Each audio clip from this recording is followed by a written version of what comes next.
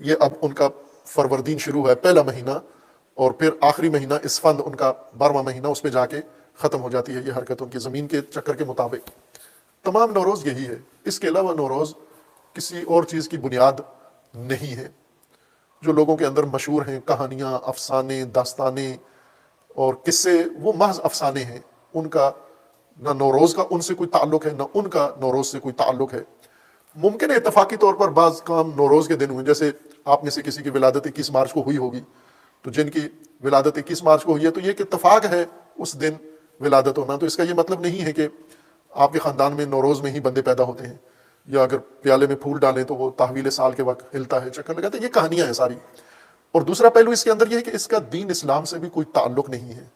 جب دین و اسلام نہیں آیا تھا، نوروز اس وقت بھی ایرانیوں میں اسی طرح عید اور جشن بلکہ زیادہ بہتر منایا جاتا تھا۔ مسلمان ہونے کے بعد مسلمان ہونے سے پہلے ایرانیوں کی فقط ایک عید تھی، نوروز، اور کوئی عید نہیں تھی، سال میں ایک عید مناتے تھے۔ مسلمان ہونے کے بعد عید فطر اور عید قربان بھی ان کے اندر اضافہ ہو گئی، اور پھر ایرانیوں کے شیعہ ہونے کے بعد عید غدیر بھی متعارف ہو گئی ان کے اندر۔ لہٰذا نوروز مسلمان ہونے کے بعد اس کے کم رنگ ہو گیا ہے۔ پہلے زیادہ ایرانی نوروز برپا کرتے تھے، آگ جلاتے تھے، آگ میں کودتے تھے، چونکہ آتش پرست تھے۔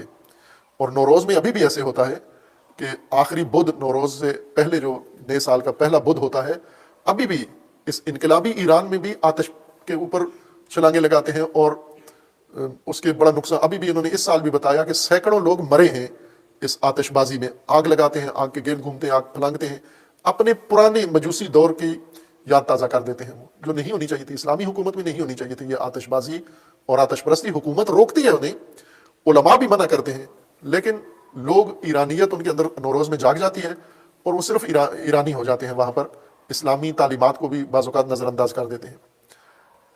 یہ ان کی پرانی عید ہے، اس کا اسلام سے اور اس کا تشیع سے اور اس کا امامت سے کوئی تعلق نہیں ہے۔ ایک روایت، ضعیف روایت بے سند ذکر کی جاتی ہے کہ کسی نوروز کے موقع پر کسی نے امیر المومنین کو حلوہ پیش کیا، تو امیر المومنین نے پوچھا کس مناسبت سے ہے، تو انہوں نے کہا نوروز کا حلوہ ہے، تو حضرت نے فرمایا نوروز بہت اچھی بات ہے۔ بس یہ سند ہے ان کے پاس نوروز کے اسلامی ہونے کی، اور ظاہر ہے یہ بے سند حدیث ہے۔ نہ اس طرح کا ائمہ کا نوروز سے عربوں کا سرے سے کوئی تعلق نہیں تھا، نہ رسول اللہ نے نوروز مذہبی جشن قرار دیا، نہ ائمہ اہل البیت نے قرار دیا، اور نہ امام عصر آئیں گے تو وہ بھی نوروز کو نہیں کریں گے، چونکہ جو اسلامی عیدیں ہیں، عید فطر ہے اور عید قربان ہے، تو تمام مسلمین کی ہے۔ اور پھر ایک عید جو دینی تعلیمات میں اہل البیت نے ہمیں متعارف کروائی ہے، وہ عید غدیر ہے، کہ ان عید کو ہم عید کے طور پر لیں۔ نوروز عید نہیں ہے ہماری۔